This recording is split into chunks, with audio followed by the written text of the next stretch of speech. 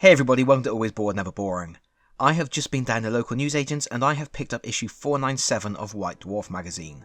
Why? Because not for the first time, this is actually the third time, and apparently not for the last time, there is going to be at least one more, Games Workshop have decided to publish supporting content for Warhammer Quest Cursed City. Previously, we have had a new scenario and a full set of 8 new heroes. This time we are getting, well, more than I was expecting. I was expecting rules for using Flesh Eater Court enemies, and indeed we do get that, there are rules for 6 new enemy types here. But we also get the first part, that's 2 journeys, for a new side quest that will continue into White Dwarf 498. It's actually a lot of new content, spanning 12 pages in this magazine alone. So in today's video we're going to look at the first part of the side quest and all of the new enemies. We're going to figure out what you will need to play, how to play, and how it all integrates with your existing Cursed City content. Let's get started. In this issue we get the rules and the first 2 journeys from the side quest, The Madness of Baron Vaingulper. Side quests were a big thing in Blackstone Fortress, and the idea is you can take a break from whatever campaign you are playing through and undertake a side quest for a change of pace, to level up your characters, or to gain rewards of another kind. While on the side quest, your main quest line is in stasis, so you don't need to worry about fear or influence getting out of control. You can start the side quest at any point during the Ulfenkarn in Peril or Night Wars campaigns. If you're already running Nemesis, then you have progressed too far. Additionally, it is recommended that your heroes are at least level 5. I actually came up with my own rules for fast leveling a group of heroes so they could take on any challenge I wanted back when Cursed City first came out, but there are also official rules for doing that in this magazine. You simply set all the heroes to level 5, then you draw 3 random weapons and 3 random armor cards and distribute them however you like among the team. A side quest is like a mini campaign. Once you start it, you are in it until you win or bail out. In this particular case there are 4 distinct journeys within the side quest, and you face them sequentially, often without the option to return to the Adamant to heal and restock in between. If you fail a journey, you can try it again, but if you decide to quit the side quest, there will be serious repercussions. If you were playing through the Ulfenkarn in Peril quest at the time, fear and influence increases by 1. If you were playing through Night Wars, doom increases by 1. You can then return to your regular campaign and banish the horrors of the Flesh Eater Court from your mind. And that is an important thing to note about this side quest, something I really appreciate. It is entirely themed around the ghouls. Each journey, at least each of the 2 presented in issue 497, only features Flesh Eater Court enemies. You won't bump into rats, or bats, or Ulfenwatch soldiers. You are exploring a part of the city where the ghouls are in charge. That area of the city is called the Clot, and this I think is also worthy of note. When Cursed City first came out, we were all speculating about what the future might hold. There was a map in the Ulfenkarn in Peril quest book that pinpointed certain locations that we were sure would be explored in future expansions. One of those locations was the Clot, described as a canal plugged by dried gore, home to many carrion horrors. At that time, I suggested we would be getting an expansion focusing on ghouls. Of course, I envisioned a quest pack with miniatures and cards. But this White Dwarf article is the closest we're going to get. Still, it's nice to finally see a new part of the city, where Radukar has ceded some of his power to a Ghoul King and there are new enemies stalking the streets. The first journey is a spin on the tower defense format. The heroes begin in the centre of the map, which represents a keep in Haven. Baron Vaingulper has been charged by Radukar to swiftly put an end to the rebellion within the city, so he has sent forth his minions to breach Haven and slay everyone inside. All the doors on this map are closed. Heroes can move through them, but enemies must destroy them to gain passage. And that's it really. The heroes have to survive until daybreak, protecting at least 4 doors from destruction, or Haven is overrun and they lose. There are no crises to deal with, crises do not occur during side quests, and no mysterious objects to explore. It's just a frantic, knockdown, drawn-out battle of attrition against an advancing horde comprising Crypt Guard, Crypt Flayers, a Royal Decapitator, and a Crypt Infernal Courtier. And this looks like a pretty tough challenge. There are 5 doors leading to the central area alone, which means heroes are going to have to split up to protect them all, and even then they are going to be overstretched. It will be necessary for heroes to pull back and reposition themselves. Additionally, enemies in this journey cannot be driven off. In fact, the hostile groups in this journey don't even have encounter cards. Instead, each time the Crypt Guard or Crypt Flayers activate, there is a chance that reinforcements will arrive at a random Lich Gate, creating an endless stream of enemies. Unfortunately, there is something of an oversight in the rules. The idea is that the ghouls are trying to destroy the doors, and the rules state they treat doors like heroes when they are moving and attacking. However, there's no clear explanation of how the doors are destroyed. Do they have wounds? If so, how many? Maybe I'm missing something obvious, but it seems like a glaring oversight considering the destruction of the doors is an integral element determining whether the heroes win or lose. But if the heroes fend off the attack, they progress to the second journey, called Our Enemies Sally Forth.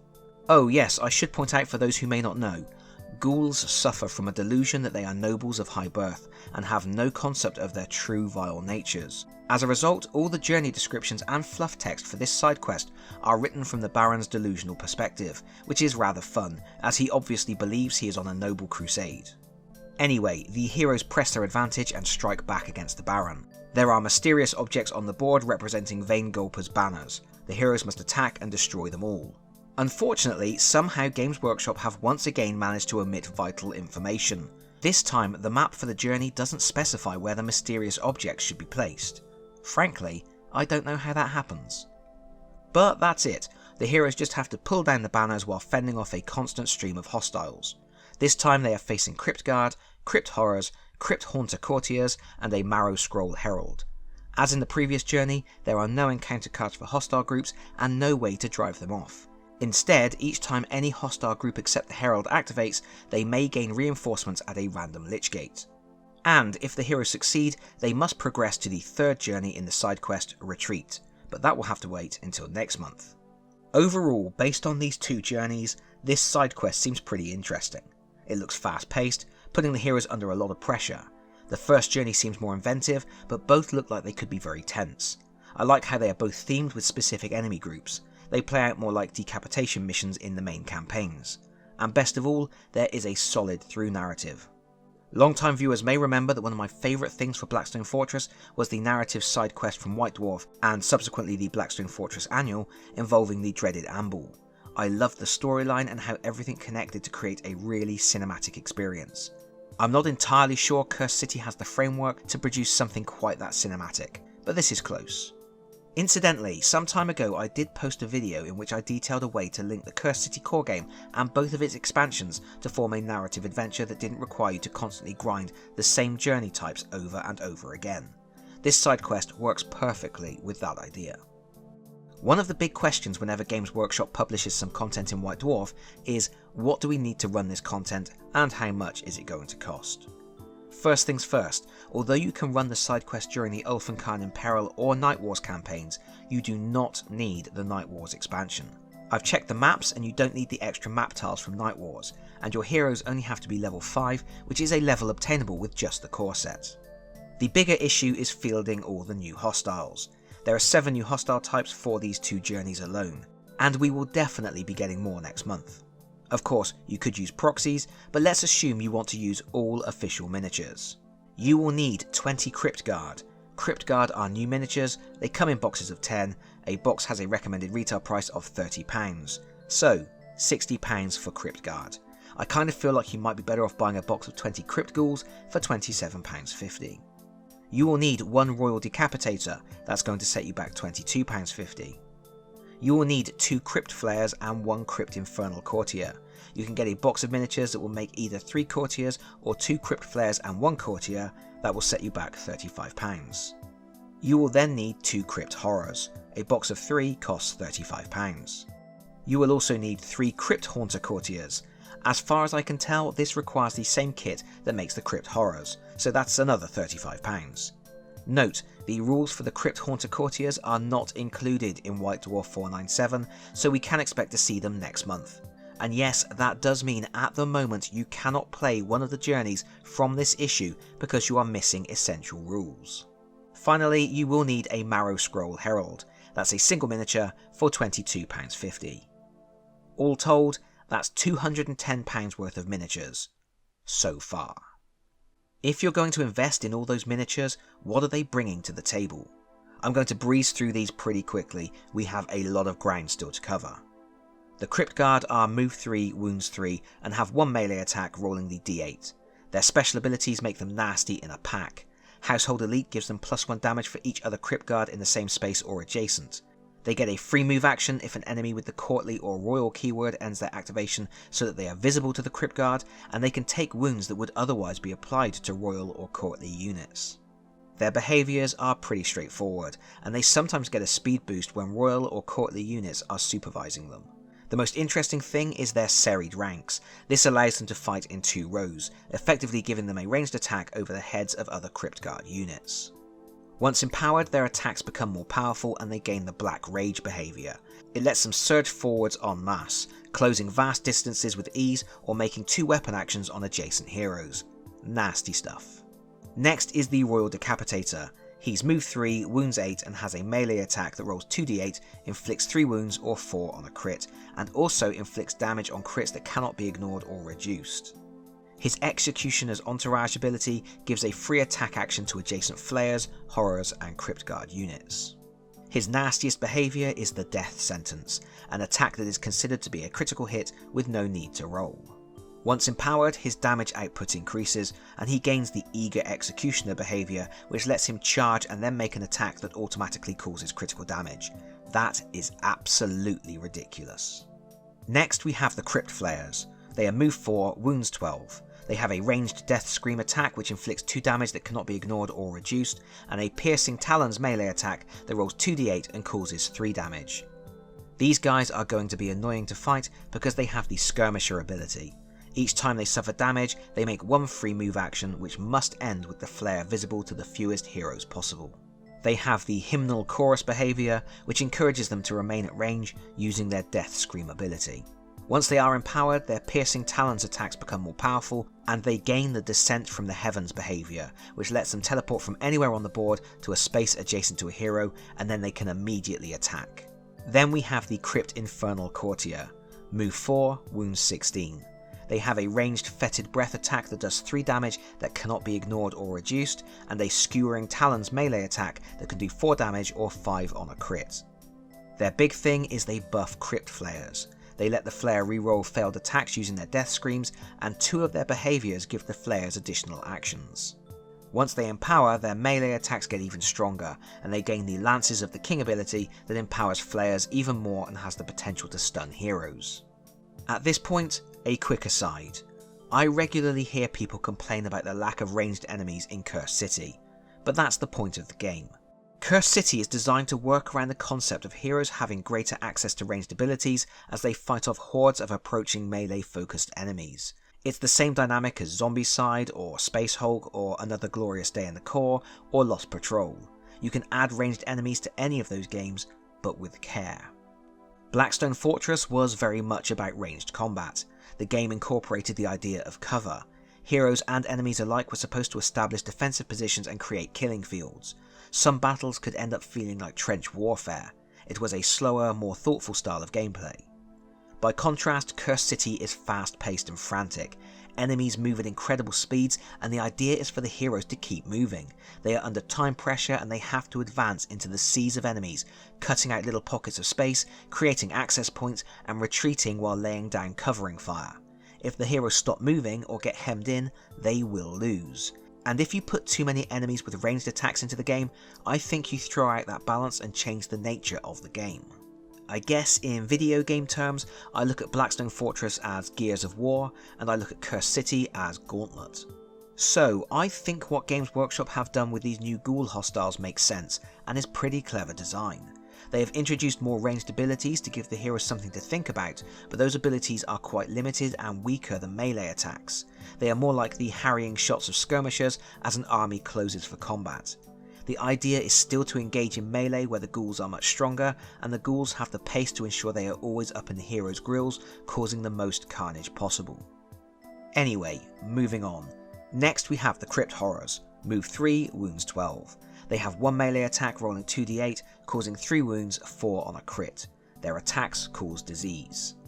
The Horrors can reroll failed attacks if there is a royal or courtly hostile overseeing them, and every time they activate they recover 2 wounds. Their most interesting behaviour is Hurl, where they pick up an adjacent hero and throw them into a randomly chosen visible tile, inflicting 2 damage. Those sorts of abilities are great because they break up hero formations. They punch a hole in defensive lines, isolate heroes, and force the team to think fast as they scrabble to close ranks again. Excellent. Once the Crypt Horrors empower, they gain a new behaviour, the brilliantly titled Beat You to Death with the Wet End. They literally pick up an adjacent hero, move to another hero, and then use the first hero to beat the second one, inflicting 4 damage to each of them. I do love it when Games Workshop remembers to have fun. Finally, there is the Marrow Scroll Herald. This character is move 3, wounds 8, and has 1 Bone Scythe melee attack. Even though this is a melee attack, it technically has some range, as it hits every hero within 2 spaces. The Herald is not the most powerful enemy, but he is sneaky. If there are ever no hostiles within line of sight, but there are still Crypt Guard present, the Herald scurries away and is placed next to a Crypt Guard of the player's choice. Additionally, they cannot be targeted for attacks if there are any other hostiles visible to the attacking hero. His behaviours are annoying, and also incredibly debilitating for the heroes. The King's Entreaty forces one hero to reroll their activation dice and discard duplicates, while Diplomatic Immunity prevents heroes from attacking hostiles the Herald can see that turn. Once empowered, the Herald also gains the ability By Order of His Majesty, which summons slain Crypt Guard back into the fray. In other words, the Herald doesn't do much in the way of direct damage, but he is an absolute pig for buffing hostiles and debuffing heroes. And that is all of our enemies for this issue. And there is some really good stuff in there, I think. While a lot of the time hostiles in Cursed City fall back on the standard advance or charge behaviours, there are plenty of new ideas baked into these new enemies. I would say they are far more interesting than the enemies that were added in the Nemesis expansion, and they are also a lot tougher. All of this new content is intended for the side quest, which, as we've already discussed, can be dropped into your regular campaign play during Ulfenkhan in Peril or Night Wars.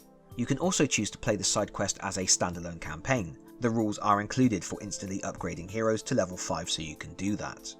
But what if you just want to add the new hostiles to your regular games? That's a bit more of an issue, because to add hostile groups you need encounter cards, and as we have already established, there are no encounter cards here. You do have a few options, none of which are ideal.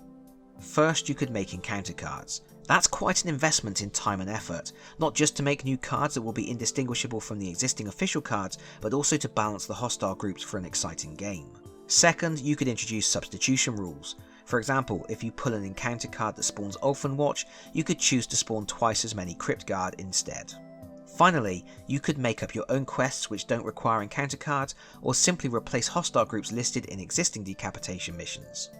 The fact that there are no official rules included in the article for how to use the ghouls in regular games is unusual, not least because there is a section on delusions which includes a chart to roll on that will give the Flesh Eater Court enemies additional buffs, and this section states, if you want to include these hostiles in other games of Warhammer Quest, you can use these optional delusion rules. Including the rules for how ghouls in other Quest games should act, without including rules for how the ghouls appear in the first place, is bizarre to me. Maybe there will be more on that in White Dwarf 498. We shall see. Speaking of which, Part 1 gives us 2 journeys and 6 enemies, plus some not insignificant clues about what we can still expect to see. We are definitely getting 2 more journeys. We even know the names of them. The third is called Retreat, and the final journey is called Besieged. You will see the narrative of the quest has a nice balance to it. The heroes begin under siege, but by the final installment they have flipped the tables on the ghouls. Again, it's like poetry, so if they rhyme. Every stanza kind of rhymes with the last one. Hopefully it'll work. We are also definitely getting more enemy stat cards. We need the rules for the Crypt Haunter Courtiers that appear in the second journey for a start.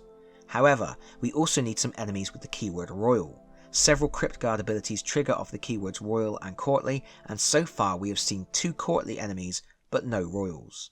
We can expect at least one of those Royals to be Vaingulper himself.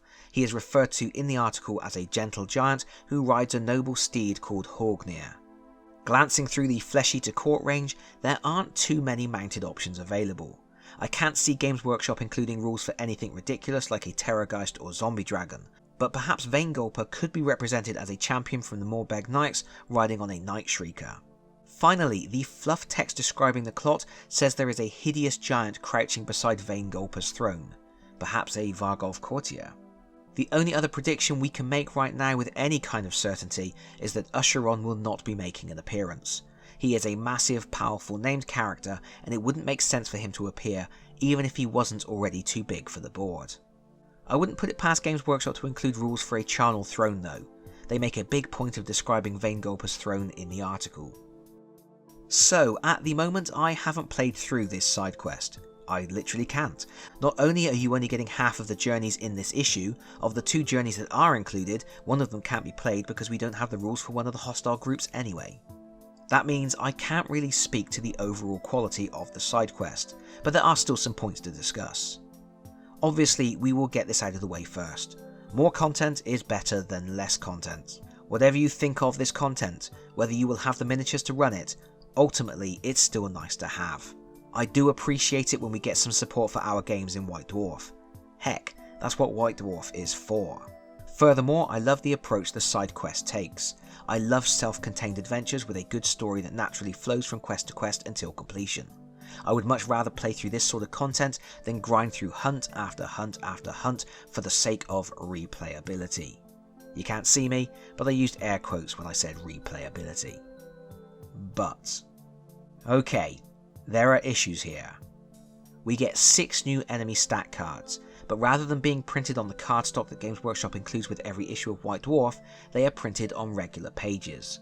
Worse still, they are printed back to back. You can't even cut out the pages and paste them to card. You will have to photocopy each page and print them off. I did predict this would be the case, especially as it's exactly how Games Workshop presented the hero cards in the last issue of White Dwarf.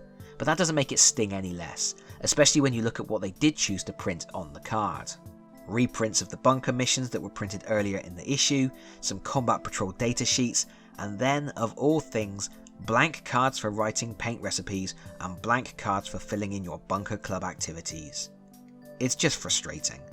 Almost as frustrating as the way they have split up the content over 2 issues. Now, I appreciate 12 pages is quite a bit of space dedicated to Cursed City, and if we can expect another 12 pages, that would certainly be too much for one issue. But the way it's presented does bug me. You are getting 2 journeys, but you can only play one because you are missing rules. That means you can't really think about starting the side quest until next month. And of course, most importantly, you are going to have to buy 2 issues of the magazine just to get all the enemy stats, even if you don't care all that much for the side quest. And when next month rolls around and we find out which other miniatures we need, well, we have to wait again as we save our hobby pennies, then place an order, and then wait for that order to arrive. I would much rather have seen the space in this issue dedicated to presenting all of the Flesh Eater Court enemies, with some basic rules for adding them into regular play. Then next month we could have the special side quest for using all those miniatures. That way, if you're not interested in the side quest, you can skip it, and if you do want to play the side quest, you have had a month to gather and paint all the necessary miniatures. Then there is the not inconsiderable cost involved. At the moment, for all the miniatures required for the 2 journeys we have seen, the full retail price in the UK is £210. On top of that, you have the cost of 2 issues of White Dwarf at £6.99 each. Then, the cost of whatever enemies we are yet to meet. If you aren't going to use proxies or make your own cardboard standees, or you don't already collect a Flesh Eater Court army, I am not sure the new content is going to justify the costs, especially when you consider, as it stands right now, there are no official rules for how to add the Flesh Eater Court enemies into regular games. And finally, both journeys in this issue have massive oversights. The first mission omits vital information for destroying doors, the second journey omits information on where to position the mysterious objects. These are not small oversights, these are the actual objectives for those missions. Ultimately, I'm happy to see new content for Cursed City. I have to be, and this is probably the best supplemental content we have had in White Dwarf to date. But the way it's broken up feels a little cynical. The demand for such large quantities of new miniatures seems somewhat excessive, the price to run it all with official materials creates a barrier to entry, the content is missing important information, and even after you buy the magazine, you still have to photocopy and print everything yourself. Well, it's just not ideal, it's not what it could have been. But that is it from me for now. Thank you so much for watching. If you liked the video, please consider pressing the like button. If you really like the video, please consider subscribing if you don't already do so. And hopefully, I'll see you all again very soon. Bye bye everyone. Bye bye.